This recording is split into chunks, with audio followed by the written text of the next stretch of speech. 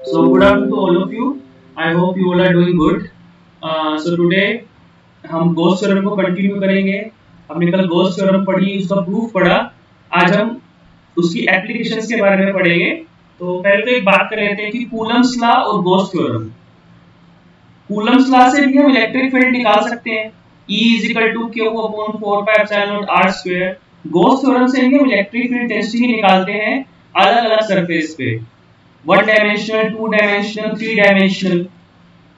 ठीक है, तो फर्क क्या है इसमें, क्यों जरूरत पड़ी हमें जो कूलम्स लॉ के होते हुए?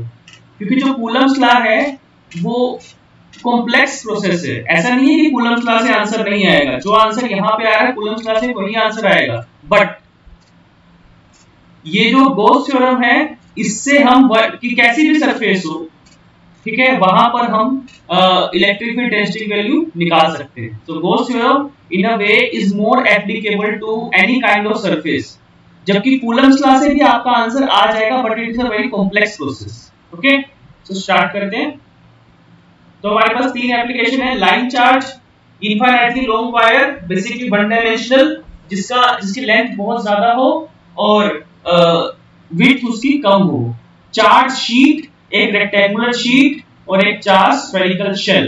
ओके, पहले स्फीयर भी था हमारे पास, बट वो सिलेबस में नहीं है।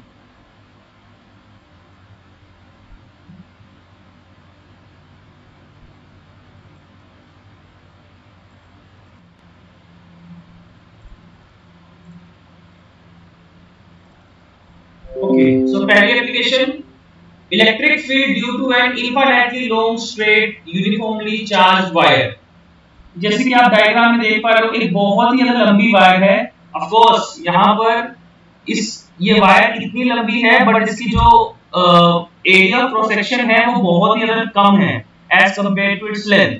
सो इसे हम क्या ले सकते हैं, वन डायमेंशनल ऑब्जेक्ट। ठीक है, सो ये वायर, ये जो आपको सर्कल दिख रहा है, ये सिलेंड्रिकल सरफेस दिख रही है, ये क्या है बेटा, गॉसियन सरफेस। कल हमने पढ़ा था गॉस थ्योरम, अगर आपको पढ़नी है तो आपको गॉसियन सरफेस भी पता होनी चाहिए।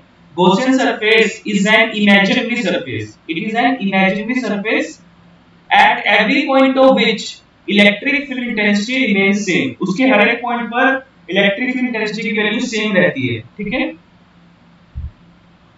अब क्या करेंगे हम, इसको हम तीन पार्ट्स में डिवाइड कर लेंगे। जैसे कि आप डायग्राम देख पा रहे हो, ये जो वायर है, ये स्ट्रेट वायर जो है आपके पास, ये चार्ज वायर है। देखो इसमें जो प्लस प्लस दिख रहा है आपको, ये इसके ऊपर शो कर रहा है चार्ज। ये जो सिलेंड्रिकल सेक्शन दिख रहा है आपको, ये क्या है, इस वायर के अलोंग हमने क्या बना लिया है, गॉसियन सरफेस बना ली, जिसकी लेंथ कितनी है, L है। ठीक है, अब क्या करना है, हमने इसको तीन पार्ट्स में डिवाइड कर लिया। इसके दो यहाँ पर, ये एक, दो और ये तीन, दो इसके जो सर्कल्स हैं, एरिया ऑफ क्रॉस सेक्शंस, और ये जो बीच का जो पार्ट है, ठीक है, ये थर्ड पार्ट। तो 1, 2 और 3, इसको तीन पार्ट में डिवाइड कर लिया। और आप देख पा रहे हो कि अगर हम एंगल देखें फर्स्ट और सेकंड पर E और N कैप के बीच में कितना एंगल आ रहा है, देख पा रहे हो डायग्राम से, कितना एंगल आ रहा है, 90 का। लेकिन ये जो आपके पास सरफेस है, ये वाली, इस पे E और N कैप के बीच में कितना एंगल आ रहा है, 0 डिग्री का। आप ये जो हमने P बनाया हुआ है, ऐसे आप यहाँ पे भी बना सकते हो, बट वहां पे एंगल कितना आता है, 180 का एंगल आता है। ठीक है, और cos 180 कितना होता है, -1 होता है। तो इसीलिए हमने इसको यहाँ बनाया। आप चाहे बना सकते हो इधर भी, ऐसा कोई इशू नहीं है, बट वहां पे फिर माइनस साइन का फर्क आ जाएगा। ठीक है, तो आप देख पा रहे हो जो फर्स्ट सरफेस है और जो सेकंड सरफेस है, वहां पर E वेक्टर और N कैप के बीच में 90 का एंगल बन रहा है। और आप सभी को पता है cos 90 कितना होता है, 0। और ये वाली जो सरफेस है, थर्ड वाली सरफेस जो है, आप इसे कहीं भी बना सकते हो, जो भी कहीं बनाना है। इस पे कितने का एंगल बन रहा है, 0 डिग्री का एंगल, और cos 0 कितना होता है, 1। तो consider N infinitely long thin wire with uniform linear charge density. देखो बेटा, ये वन डायमेंशनल है, एक ऐसा ऑब्जेक्ट है जिसकी सिर्फ लेंथ है, तो इसे हम वन डायमेंशनल ऑब्जेक्ट बोलेंगे। ठीक है, तो इसके लिए कौन सी charge density, linear charge density. अगर टू डायमेंशनल होगा तो सरफेस चार्ज डेंसिटी, और अगर थ्री डायमेंशनल होगा तो वॉल्यूम चार्ज डेंसिटी। यहाँ पे वन डायमेंशनल है तो हमने क्या लिया, linear charge density. The electric field at every point in the plane cutting the wire normally is radial and its magnitude depends only on radial distance. It depend करता है सिर्फ और सिर्फ radial distance पे। आगे बढ़ते हैं इसमें। मैंने आपको ऑलरेडी बता दिया, ये जो फर्स्ट वाला जो पार्ट है और जो सेकंड वाला जो पार्ट है, इन दोनों में एंगल 90, वही हमें बात लिखना है यहाँ पर। Now consider a circular closed cylinder of radius r and length l। क्या बोल रहे हैं सिलेंडर को, ये है गॉसियन सरफेस बेटा, क्या ये Gaussian surface with the infinitely long line of charge as its axis on the end of the cylinder। देखो ये दोनों जो कोने हैं, एंड का मतलब कोने यहाँ पर, angle between electric field intensity E vector and U vector n cap is theta 90, so the flux related to these circular portions will be zero। तो ये जो सर्कुलर पोर्शंस हैं इनके लिए जो फ्लक्स होगा वो तो होगा जीरो, ठीक है। तो जो टोटल इलेक्ट्रिक फील्ड होगा वो सिर्फ और सिर्फ इस वाली सरफेस की वजह से होगा, सेकंड वाली सरफेस की वजह से, थर्ड वाली। तो यहाँ पर हम क्या करेंगे, एंगल जीरो हो गया तो इलेक्ट्रिक फ्लक्स का फॉर्मूला क्या है, phi is equal to surface integral vector E into vector ds। तो यहाँ से हम सोल्व कर लेंगे E into n cap ds cos 0, because in दोनों के बीच में एंगल कितना है, जीरो का। और यहाँ पर इसे क्या बोलेंगे हम, सिलेंडर का ये छोटा सा जो एरिया हमने काटा है इसे बोलेंगे कर्व सरफेस एरिया। क्या बोलेंगे, कर्व सरफेस एरिया। तो यहाँ पे जो ds का इंटीग्रेशन क्या हो जाएगा, curve surface area of cylinder. ये आपने पढ़ रखा है ऑलरेडी मैथ्स में। Curve surface area of cylinder का फॉर्मूला क्या होता है, 2 पाई r h। यहाँ पे 2 पाई r और l, r क्या है, इसका रेडियस, सेंटर से लेके b तक का डिस्टेंस। अगर मैं यहाँ बना दूं सेंटर आपके लिए, ये अगर सेंटर है मान लो, ये जो डिस्टेंस है ये क्या है बेटा, r, ठीक है। इसका रेडियस कितना है r, और इसकी हाइट कितनी है l। तो इसलिए क्या है E into 2 pi RL। तो ये तो होगी लेफ्ट हैंड साइड की वैल्यू। अब हमें पता है phi according to Gauss theorem phi is equal to q upon epsilon naught भी होता है। अब हमें पता है चार्ज इनसाइड सिलेंडर, आपको पता है कि लैम्डा का फॉर्मूला क्या होता है बेटा, लैम्डा का फॉर्मूला होता है q upon l, cross multiply कर देंगे तो q का फॉर्मूला क्या हो जाएगा बेटा, लैम्डा l, यहाँ पे पुट कर देंगे q की जगह, ठीक है, lambda l upon epsilon not. आपको अभी पीछे पढ़ के आए हो, फाई की वैल्यू क्या निकाली है आपने पीछे से, E into 2 pi RL is equal to lambda L epsilon not, L से L कैंसिल तो E is equal to lambda upon 2 pi epsilon not into R। अगर वेक्टर क्वांटिटी में बनाना है तो n कैप। एक बात और, कई बार कंफ्यूज हो जाते हैं बच्चे कि वहां पे लिखा होता है ऐसे 2 लैम्डा और यहाँ पे आता है 4। तो बेटा वो ऐसे इसलिए करते हैं, 2 से मल्टीप्लाई 2 से डिवाइड कर देते हैं, बिकॉज़ हमें 1/4 पाई एप्सिलॉन नॉट की वैल्यू पता है 9 into 10 की पावर 9, लेकिन 1/2 पाई एप्सिलॉन नॉट की वैल्यू हमें नहीं पता। इसीलिए हम उसको 4 बनाने के लिए 2 से मल्टीप्लाई 2 से डिवाइड कर देते हैं। अगर नहीं करेंगे तो भी ठीक है, नो इश्यूज,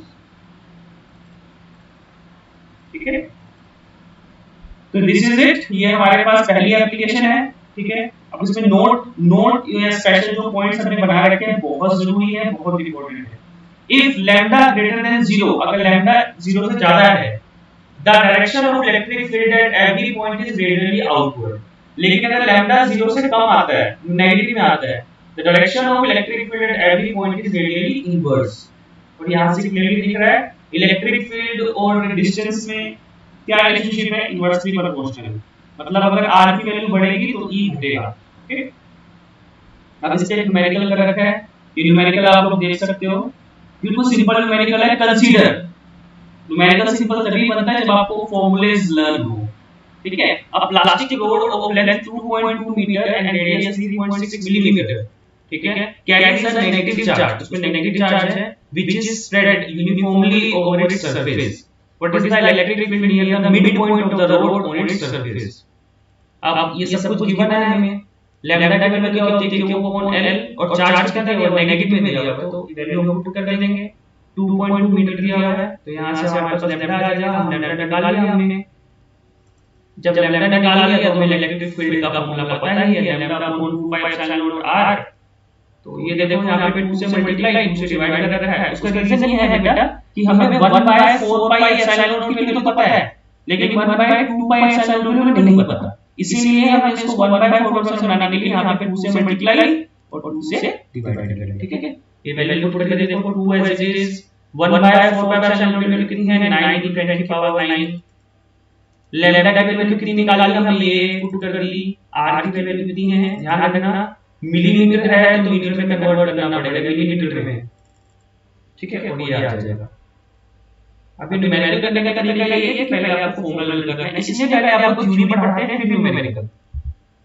ठीक है, तो this is the first application.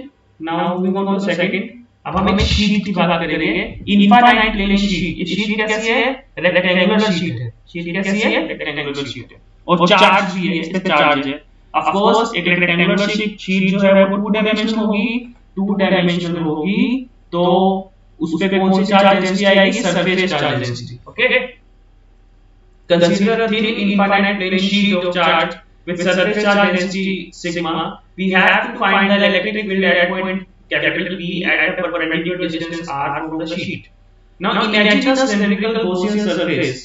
अगर हम imagine कर लें cylindrical Gaussian surface of cross section area A around capital E and length 2r, इसकी length कितनी 2r passing through the sheet. यहाँ पे ध्यान से देखो, ये जो डायग्राम है 3 डायमेंशन में आपको समझ में आएगा। एक शीट है, ठीक है, ये सिलेंड्रिकल सरफेस है, गॉसियन सरफेस है जो उसके सेंटर से आर पार जा रही है, बीच में से आर पार जा रही है। ओके, ये डायग्राम आपको समझ में आया आपने, तो आप यहां पे देख पा रहे हो कि अब उल्टा हो गया। देखो इसने अगेन यहां पे 3 सेक्शन बना रखे हैं, जैसे हमने पिछले वाले उसमें डायग्राम में किया था। ये फर्स्ट, ये सेकंड, ये third. Area of cross section था वहां जो एंड थे, जो कोने थे, वहां पर 90 का एंगल था और यहाँ पर कितना एंगल है, 0 का एंगल है। और यहाँ पर जो बीच वाली सरफेस है, थर्ड वाली सरफेस है, वहां पर 90 का एंगल बन रहा है। तो इस बार क्या होगा, इस बार ये जो थर्ड सरफेस है इसका कंट्रीब्यूशन 0, बिकॉज़ जब 90 का एंगल बन गया तो cos 90 कितना होता है, 0 होता है। ठीक है, लेकिन फर्स्ट और सेकंड का कंट्रीब्यूशन आएगा। क्लियर? ठीक है, आगे बढ़ते हैं इसमें। तो देखो यहाँ पर total flux phi is equal to EDS1 मतलब first surface, EDS2 plus EDS3। अब आपको पता है कि जो थर्ड वाली सरफेस है उसमें एंगल कितना होगा 90, cos 90 कितना होता है 0। अच्छा, आपने ये वाला अगर ऐसे किया है तो वहां पर भी आप ऐसे ही कर सकते हो, जैसे पीछे वाला जो उसमें डेरिवेशन थी। देखो यहाँ पर बहुत कुछ लिखा हुआ है। आपको अगर नहीं लिखना है इतना ना, तो आप इसको भी ऐसे कर सकते हो, क्योंकि 3 सरफेस दिखा दो जैसे phi is equal to, इतना सब कुछ लिखने की जरूरत नहीं पड़ेगी आपको। वो आपके ऊपर डिपेंड करता है कि आप उसे मतलब थ्योरेटिकली बता रहे हो कि उसे मतलब डायरेक्टली डिराइव करके दिखाओगे। Is that clear? जैसे इस वाली सरफेस को भी हम 3 पार्ट्स में बांट लेते हैं, 1 2 3, फिर हम दिखा देते हैं कि जो 1 और 2 है उसमें 90 का एंगल है, तो इसमें कंट्रीब्यूशन 0, तो सिर्फ और सिर्फ जो इलेक्ट्रिक फील्ड रहेगा इसकी वजह से रहेगा। ठीक है, तो 3 सरफेस में डिवाइड कर दिया। जो फर्स्ट और सेकंड है उसमें 0 एंगल है, थर्ड वाले में 90 एंगल है, तो cos 90 0 होता है। और आपको पता है ये एरिया है आपके पास EDS, तो इसको हमने एरिया को हमने A लिया, DS का इंडिकेशन हमने S लिया या A लिया। ठीक है, यहाँ पे मैंने A ले रखा है। आप इसमें अगर S भी ले लोगे DS का इंडिकेशन तो भी कोई इशू नहीं है। तो EDS प्लस EDS कितना हो जाएगा 2EA। ठीक है, तो 2EA। DS की इंडिकेशन हमने यहाँ क्या लिया, ये जो बचेगा आपके पास DS, इसकी इंडिकेशन है A। ठीक है, तो EA प्लस EA कितना हो जाएगा 2EA। अब उसकी राइट हैंड साइड, अब यहाँ पर कौन सी चार्ज डेंसिटी है, सिग्मा है ना।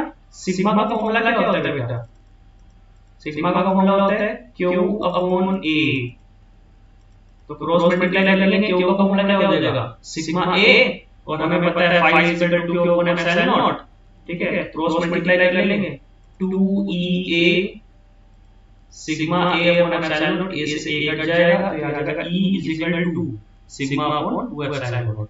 तो यहाँ पर ध्यान रखना जो लाइन चार्ज थी उसका डिपेंडेंस था R पे, लेकिन इस वाले फॉर्मूले से आप देख पा रहे हो कि E और R के बीच में शीट के लिए, प्लेन शीट के लिए, रेक्टेंगुलर शीट के लिए कोई रिलेशनशिप नहीं है, कोई रिलेशनशिप नहीं है। E is independent of R। अच्छा ये ध्यान रखना, यहाँ पर ये जो शीट, ये जो इलेक्ट्रिक फील्ड है, यहाँ पर केस है, ये थिन शीट के लिए है बेटा। ये किसके लिए है बेटा? थिन शीट के लिए। अगर यहाँ पे वो थोड़ा सा आपको कंफ्यूज करने के लिए वर्ड लिख दे, जैसे यहाँ पे लिखा हुआ है थिन शीट के लिए ना, तो अगर वो थोड़ा सा आपको कंफ्यूज करने के लिए आपको लिख दे for a infinite plane thick sheet, अगर मोटी शीट दे दे तो क्या होगा? Can you tell? अगर यहाँ पे मोटी शीट दे दो, इनफाइनाइट प्लेन थिक शीट दे दो तो क्या होगा? क्या फॉर्मूले में फर्क आएगा? क्या फॉर्मूले में फर्क आएगा? बिल्कुल आएगा। तो क्या होगा, हमारे पास दो सरफेस चार्ज डेंसिटी बनेगी। जैसे मान लो अगर थिक शीट होती तो हम यहाँ पे ऐसे दिखाते हैं इसको,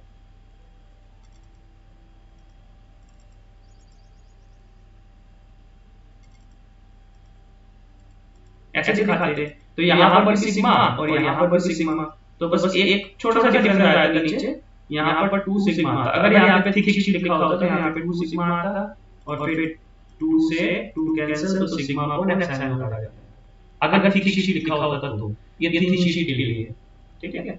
तो थिन शीट के लिए तो है formula sigma upon 2 epsilon not, लेकिन अगर थिक शीट हो जाए तो sigma upon epsilon. Is that clear? बाकी नोट कर सकते हो। अब इसी एक स्पेशल केस है। अब अगर आपके पास दो अलग-अलग शीट दी हो, हाँ, ये वाला टॉपिक आप तभी कर पाओगे जब आपको इससे पहले वाला फॉर्मूला पता होगा, E = सिग्मा अपॉन 2 एप्सिलॉन। ठीक है? तो अब आपको दो शीट दी है, electric field density due to two thin infinite parallel sheets of charge. दो इनफाइनाइट पैरेलल शीट्स हैं, ठीक है। अब आप देख पा रहे हो यहाँ पर 3 डायमेंशनल डायग्राम में बेसिकली दो शीट्स हैं। मैं यहाँ पे बना के दिखाता हूँ आपको।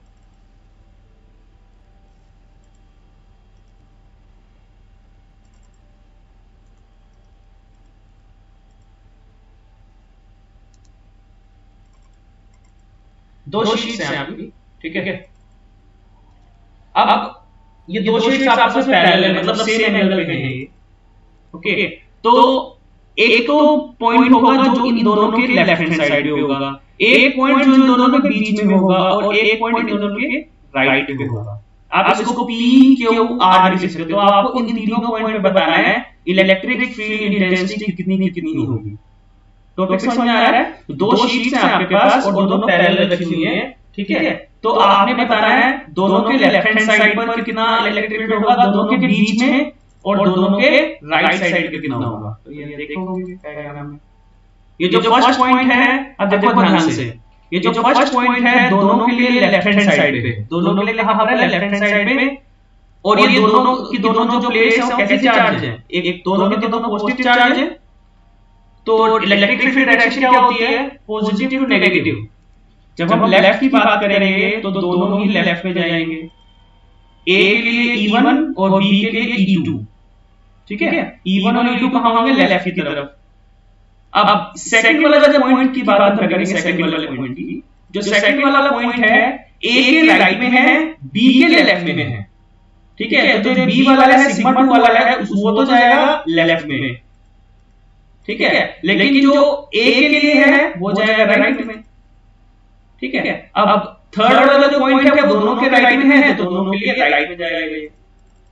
यहां पर लेफ्ट, यहां पर राइट, ठीक है, और यहां पर मिडल बेसिकली, ठीक है। तो अब देखो यहां पर इफ रीजन 1 एंड 3, अगर हम 1 और 3 की बात करें तो E1 plus E2, E1 plus E2। वैसे तो रीजन 1 में दोनों माइनस माइनस आएंगे। उसका रीजन क्या है? लेफ्ट हैंड साइड को हम नेगेटिव मानते हैं, तो यहां पर अगर आप नेट इलेक्ट्रिक फील्ड निकालोगे तो E = minus E1 minus E2 हो जाएगा, ठीक है। दूसरे वाले में क्या हो जाएगा? जो राइट पे है वो पॉजिटिव, मतलब E1 पॉजिटिव हो जाएगा, E2 नेगेटिव हो जाएगा। और राइट जो R के लिए मतलब 3 के लिए दोनों राइट पे जा रहे हैं तो पॉजिटिव दोनों हो जाएंगे, ठीक है। और E का फॉर्मूला आपको पता ही है, sigma upon epsilon not. E1 के लिए sigma 1 upon 2 epsilon not, E2 के लिए sigma 2 upon 2 epsilon naught. In region 2 E1 minus E2 तो वैल्यू पुट कर देंगे। अच्छा, अब अगर थोड़ा सा केस डिफरेंट करते हो कि एक पे पॉजिटिव और एक पे नेगेटिव, मतलब सिग्मा 1 की वैल्यू पॉजिटिव, सिग्मा 2 की वैल्यू नेगेटिव, तो थोड़ा सा अलग हो जाएगा। अलग क्यों हो जाएगा? इलेक्ट्रिक फील्ड डायरेक्शन तो एक ही रहेगी ना, पॉजिटिव से नेगेटिव, तो इसके लिए पॉजिटिव से नेगेटिव तो बाहर की तरफ जाएगा प्लस वाले के लिए। लेकिन ये नेगेटिव है, नेगेटिव है तो इस तरफ आएगा ना, ये तो पॉजिटिव से नेगेटिव की तरफ आता है इलेक्ट्रिक फील्ड, तो इसमें इस तरफ आएगा। ठीक है, तो यहां पर आ जाएगा फर्स्ट और थर्ड में क्या हो जाएगा, E1 माइनस E2। देख सकते हो आप डायग्राम में, यहां पे फर्स्ट डायग्राम में और थर्ड वाले डायग्राम में, दोनों डायग्राम्स में दोनों अलग अलग डायरेक्शन में जा रहे हैं। देख पा रहे हो, एक राइट पे जा रहा है, एक लेफ्ट पे जा रहा है, लेकिन जो सेकंड वाला डायग्राम है उसमें दोनों सेम डायरेक्शन में जा रहे हैं, तो वो ऐड अप हो जाएंगे। तो फर्स्ट और थर्ड रीजन में इलेक्ट्रिक फील्ड इंटेंसिटी हो जाएगी 0 और सेकंड रीजन में इलेक्ट्रिक इंटेंसिटी हो जाएगी सिग्मा अपॉन एप्सिलॉन नॉट। ये दोनों काम करेंगे as a thick plane sheet, as a thick plane sheet. ठीक है, ये न्यूमेरिकल है, सिंपल सा न्यूमेरिकल है। अगर फॉर्मूला पता है तो डेफिनेटली कर पाओगे, क्योंकि एरिया ऑफ क्रॉस सेक्शन का फॉर्मूला कितना होता है, पाई आर स्क्वायर। ठीक है, तो इसे कर सकते हो आप। एक हमारी लास्ट एप्लीकेशन रह गई है,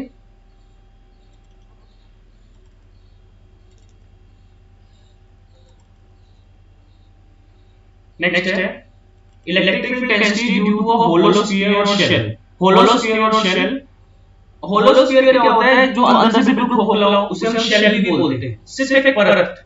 okay, let us consider hollow sphere having charge q and having radius capital r। ठीक है, एक स्फीयर है जिस पे कितना चार्ज है q, उसका रेडियस कितना है कैपिटल r। यहां पे स्मॉल r क्या है, वो पॉइंट जहां पर हमने इलेक्ट्रिक फील्ड इंटेंसिटी निकालनी है। मैं यहां पे डायग्राम बना के दिखा रहा हूं आप लोगों को।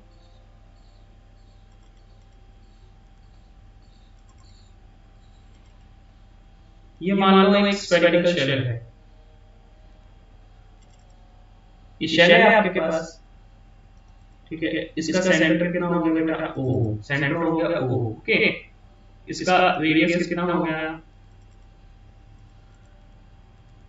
Capital R। तो पहले हमने बोला एक शेल कंसीडर कर लिया हमने, जिसका रेडियस कितना है R और सेंटर पे चार्ज कितना है Q। सेंटर पे चार्ज कितना है Q। अब इसके पे 3 पॉइंट पे डाल सकते हैं। देखो, अगर हम निकाले आउटसाइड में निकालेंगे तो हम कोई भी P पॉइंट ले लेंगे जो उसके बाहर है। ठीक है, एक बार ले लेंगे P पॉइंट इसकी सरफेस पे और एक बार ले लेंगे P पॉइंट इसके इनसाइड पे। तो ऐसे 3 केस बनते हैं, एक बनता है आउटसाइड जब ये जो P पॉइंट है वो बाहर हो शेल के, मतलब शेल के रेडियस से ज्यादा रेडियस हो, और जो एक बार ले लेंगे इसकी सरफेस पे जब स्मॉल r और कैपिटल R इक्वल होंगे, और एक बार ले लेंगे इनसाइड जब स्मॉल r कम छोटा होगा कैपिटल R से। तो वही 3 केस ले रहे हैं यहां पर। देखो, स्पेशल केस में पहला case for a point outside the shell, अगर एक पॉइंट आउटसाइड द शेल, जो जैसे आप डायग्राम में देख पा रहे हो, ये शेल है आपके पास और जो P पॉइंट है उसके बाहर है, P पॉइंट उसके बाहर है। यहां पे डायग्राम में दिखा सकते हैं। अभी जो पहला केस कर रहे हैं हम आउटसाइड, पहले केस इंपॉर्टेंट है, बाकी तो सारे उसमें हो जाएगा। तो अगर P पॉइंट यहां पे बनाएं तो हम क्या बनाएंगे, पहले तो हम गॉसियन सरफेस बनाएंगे, इसको हम डॉटेड बनाएंगे because it is an imaginary surface. बना लिया हमने। अब सेंटर से लेके यहां तक का डिस्टेंस कितना हो गया, P पॉइंट यहां बना लेंगे।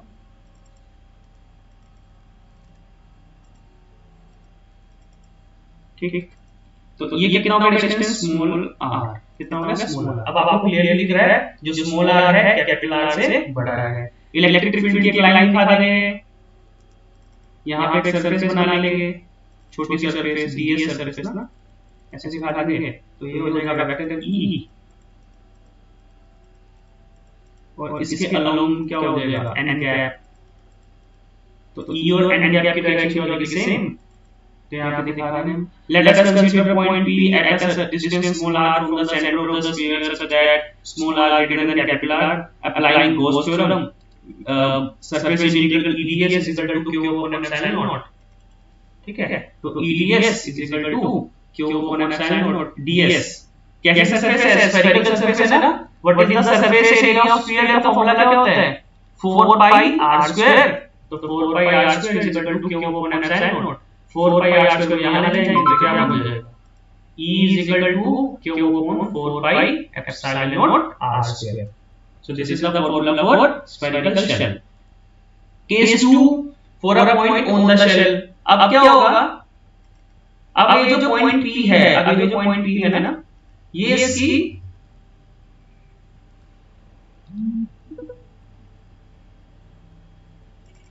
अब यहाँ पर ये जो point P है, ये बेटा इसकी सरफेस पे ही आ गया। यहाँ पर जब सरफेस पे आएगा तो स्मॉल r और कैपिटल R क्या हो जाएंगे? इक्वल हो जाएंगे,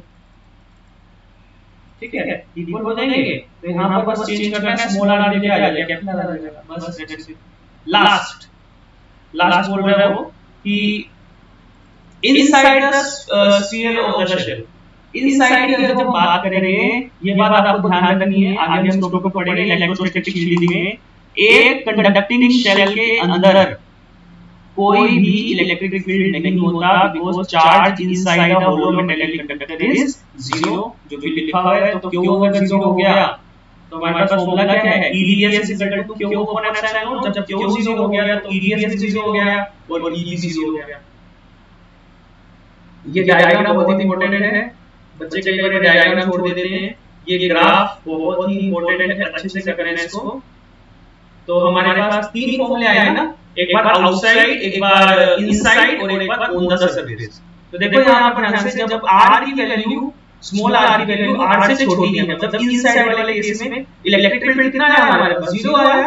0 आया तो यहाँ पे देखो पैरेलल लाइन दिखाई, बिल्कुल सिंपल टाइम सिंपल, क्योंकि वैल्यू है ही नहीं ना। जब r की वैल्यू कैपिटल R के इक्वल हुई तो कांस्टेंट, बिकॉज़ वो तो एक सिंगल कंडीशन है ना, वो किसी और कंडीशन पे नहीं हो सकता। थोड़ा सा भी अगर डिस्टेंस घटाया या बढ़ाया तो वो उसकी सरफेस में नहीं होगा, या तो वो आउटसाइड में जाएगा या वो इनसाइड में जाएगा, ठीक है। और जैसे ही आप आउटसाइड जाओगे, रेडियस ज्यादा करोगे, small r greater than capital R, तो E inversely proportional to r square, मतलब डिक्रीज होगा, जैसे कि आप इस इक्वेशन में देख पा रहे हो। So this is it. These were the applications. I hope you have understand the concepts.